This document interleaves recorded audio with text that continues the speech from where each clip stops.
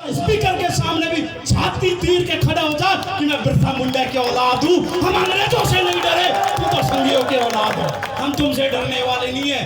तो साथियों, पिछले 2-3 साल से हम आदिवासियों पे काम कर रहे हैं, विशेष तौर पे बहुत पहले लगे हुए थे।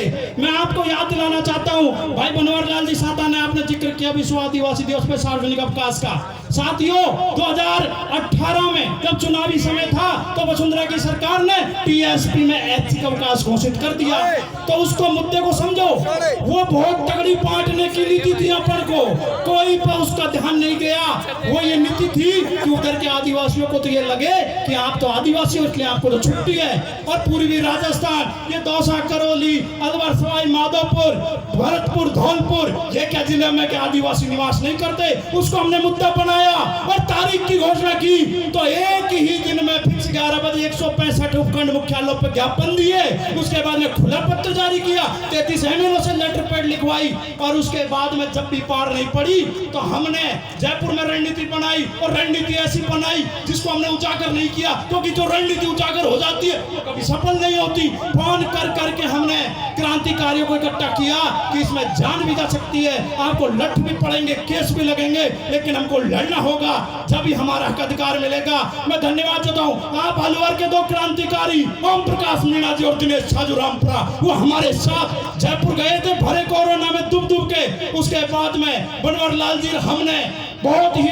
पहाड़ों में होके, क्योंकि पुलिस आने नहीं दे रही थी उस होटल के पास में, पहाड़ों में होके रास्ता ढूंढा, 5 गाड़ी हमारी वहां गई, और जैसे हमने हमारे बैनर पोस्ट निकाल के वहां आंदोलन चालू किया, और उसी का परिणाम हुआ। नहीं, उससे पहले हमारे एमएलए नहीं जगे थे होटल में। जब उनको लगा कि मेरा समाज, आदिवासी समाज बाहर आके अपना आक्रोश व्यक्त कर रहा है, अपन घर कैसे निकलेंगे, होटल में निकलना भारी हो जाएगा, तब जाके इनकी आंखें खुली, तब जाके आपके लिए आदिवासी दिवस का अवकाश पूरे राजस्थान में घोषित हुआ।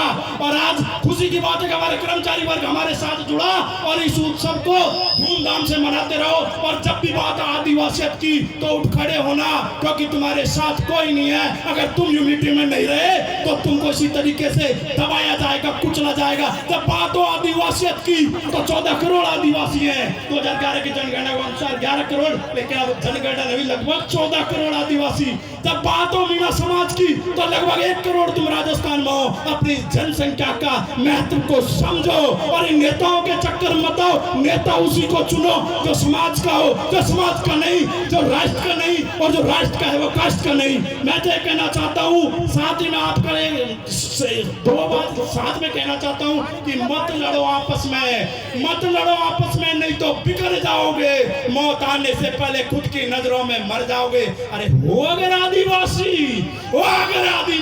तो मिसाल बनकर उभरो दुनिया के लिए, वरना इतिहास के तल पन्नों में सिमट जाओगे।